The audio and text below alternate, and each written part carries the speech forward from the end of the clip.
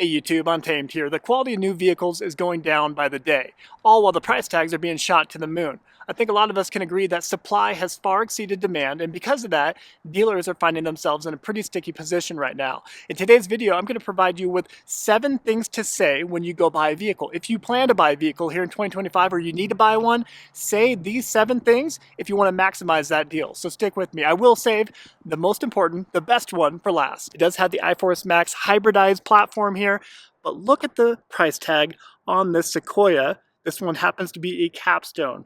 Absolutely insane. $87,000? What in the world? So in no particular order in this video, the first thing that you want to be able to say when you're buying a vehicle is, what is the best out the door price for this vehicle? Say out the door. That's the figure you want to negotiate because it will include all the additional fees, whether it's the delivery, the handling fee, the taxes of the vehicle. What is that out the door figure that includes absolutely everything? That way you're not surprised when you get to the signature table with the finance rep that they're not trying to sneak in some additional bogus fees on you. They'll still likely try to do that, but at least you know that you're negotiating the right figure. The thing that a lot of dealerships love to hear is people who go in trying to negotiate a monthly payment. That is a huge, huge fail. Do not do that because they can fudge the numbers, they can manipulate the length of the loan and really bring down that monthly payment for you. But if you look at the ultimate sale price of that vehicle, they can still inflate that greatly. So negotiate the out the door price. We have just a few Ford Rangers here. Let me show you just one of them. Haven't looked at the price tags just yet, but I want to show you what we're working with. So we are priced at just over $45,000 for this XLT Ranger. There you have it. And what is one thing that you always hear from the sales rep when you buy a new vehicle? They always ask you, are you planning to finance or are you paying cash? I personally recommend that you say that you are undecided on this. Negotiate the sale price of the vehicle, get to a figure that you feel good about, and then use that as your final bargaining chip. If you intended to finance all along, you say, hey, I know we got down to $33,000 on this vehicle. If you accept $32,000, I will finance with you guys and make the deal happen. Use it as your final weapon within your arsenal, if you will, because every dealership gets a small kickback from every banking institution that they work with. Their preferred lenders, they get a little bit of a kickback if they go through that bank. So just know that and have that hip pocket. What was originally advertised to be the $20,000 pickup truck, well, we just have a few of them here. The Ford Mavericks, you might not be able to see it here too clearly, but it's just over $35,000. Well, not even close to that $20,000 projection. Because let's face it, dealers hate it when you are an informed buyer. They hate it when they see that you've done your homework, you've done your research, and you know what a fair price for a vehicle is. They want it to where you walk in blindly and that you like a vehicle, you think it's awesome, you get excited about it, you show your excitement, because what do they do more often than not? They take advantage of your excitement, and that's the unfortunate truth, right? And that's where they start kind of tacking on the additional protection packages, pushing extended warranties on you, and like we saw during the pandemic, inflating the price tag of the vehicle, right? Tacking on markups over MSRP, over sticker price, all because you were excited about it. So dealers hate it when you are an informed buyer. And I am completely blown away by just how many F-150s here are priced over $65,000 here. I mean, this right here on the end, this XLT F-150 is a prime example of that. There you have it, XLT, with a price tag just at that $64,000 mark. Absolutely insane. The third thing you should say when you walk into any dealership, which proves that you are an informed buyer, is, are you willing to beat this offer from a different dealership? I always encourage people to start far away, call dealerships very far away from where you live, maybe a state or two away, that has the same vehicle that you're trying to buy, negotiate the best possible figure on that vehicle, and then get closer and closer to where you live each time, calling that dealership with the same vehicle, asking them to beat the offer of the previous dealership. In my experience, generally speaking, most dealerships will beat their previous offer by $500, maybe even $1,000 if it means trying to earn your business.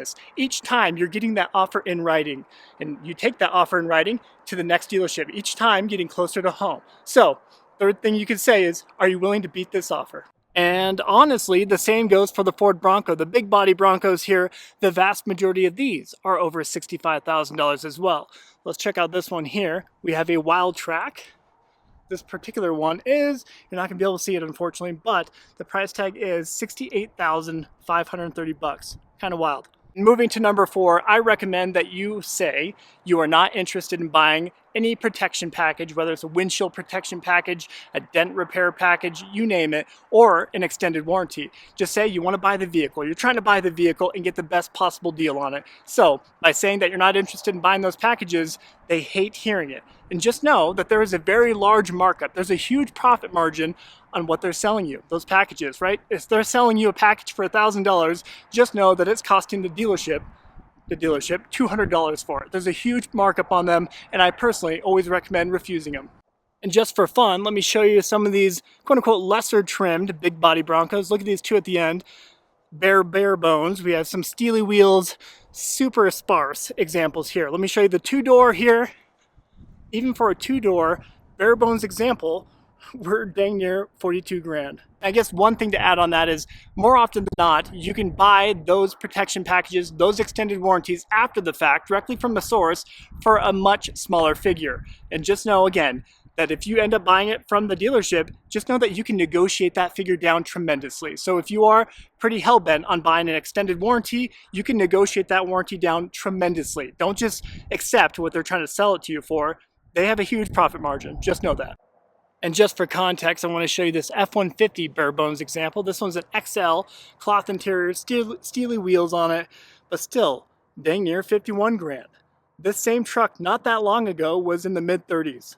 And moving to number 5 here, ask the finance rep what their buy rate is on the interest rate that they're getting for you. They're going through their preferred lenders like we talked about, their preferred banking institutions, and they're going to provide you with an interest rate. They're going to say, hey, 5.9% is the interest rate we got for you. Ask them, after they present that to you, ask them what's your buy rate? And what you're asking them ultimately is what the dealership is actually consuming that loan for. They're taking on that loan for maybe a 3.9% and they're trying to sell you the vehicle at that 5.9%. So by you asking them that, you're kind of making them backpedal a little bit. And more often than not, the more you talk about it with the finance rep, you can get them to at least meet you in the middle or come down to what your actual rate that you were approved for through that banking institution.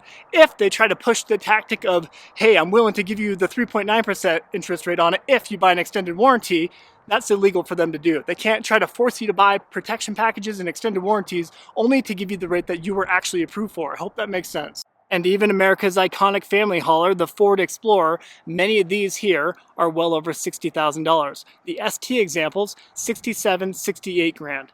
And let me remind you of what a Toyota Highlander will set you back these days. This particular one, look at that, over $55,000 for it. This one here is a platinum. The number 6 thing you can mention is flooring cost. You can go to a dealership informed on 2 things. 1, check their website, identify how long that vehicle has been sitting at that lot. More often than not, you can identify either by A, kind of tracking the dealership if it's local to you, and B, look at their website. When was it first advertised? And you can kind of backdate it from there. If it's been sitting there for over 150 days, use that to your advantage, right? And you can use other resources out there like Car Edge. Those guys have a great resource for you that kind of shows the national average for certain vehicles. Let's say you're trying to buy a Ford Bronco here, a big body Bronco. You can go on a Car Edge and identify, hey, the national average for these vehicles is over 220 days at this point. I'm not sure what the exact one is, but you can find out what it is for the vehicle that you're trying to buy and then use that in addition to, and I've noticed that it's been on your lot for over 150 days, are you willing to work a better figure for me? Use it to your advantage and bring up flooring costs. Mention the fact that you understand what that is. That flooring cost is the interest rate that dealership pays per month, per vehicle to sit on their lot. They're paying because they don't just buy their vehicles outright. They have a line of credit for every single vehicle. And each month that ticks by, that dealership is losing money on it. So just kind of throw out these words, let them know that you're an informed buyer and you're fully aware what it means. And if you happen to be into 4-banger 4Runners, this SR5 here costed just over $45,000. Let me remind you what they look like out front, as they are brand new. You have a turbocharged 2.4 liter 4-cylinder underneath the hood. And well, even a Toyota RAV4 is going to cost you over $40,000 nowadays. Here we have a price tag of, hopefully you can see it, I'm sorry, $42,803 for this limited. How about that? Which brings us to number 7, and I mean it when I say that this is the most important here. Now, before I even say anything, I'm not encouraging you guys to go full Karen status on every single dealership that you come across, but if you do come across a dealership that maybe deployed some greedy sales tactics with you, did the bait and switch, they had an advertised price online, and then when you go there, it's magically $5,000 more than that, talk to the sales manager, talk to the general manager, either or, and let them know of your negative experience. Say, hey, I just had this pretty sleazy experience with you guys. I'm not going to be buying a vehicle from you. And I just want to let you know that I'm not afraid to write a formal complaint with the Better Business Bureau. I want to let the Better Business Bureau know of the tactics being deployed by your dealership here, and or I'm going to be writing a 1-star Google review. I know it feels kind of tattletale-y, I understand, but had more people done this throughout the last 3 to 5 years during the pandemic especially, maybe, just maybe, dealerships would have been on a little bit better of a behavior, right? I mean, they would have done better for you and I, the consumer, but rather, they're like sharks with blood in the water. They're able to take advantage of the consumer, and once they get a little bit of a markup, they continue to deploy those tactics. So it's just really holding dealerships accountable and having them peel back from those sleazy tactics. And here we have one of our new Toyota Land Cruisers, the LC250 if you will, and let me remind you of how much they want for these guys. We are looking at, hopefully you can see it, over $70,000 for this Toyota Land Cruiser. Absolutely insane. It shares the same power plant as that 6th generation 4Runner over there. It has that same 2.4 liter turbocharged 4-cylinder underneath the hood. This one's a hybridized 4-cylinder, kind of crazy.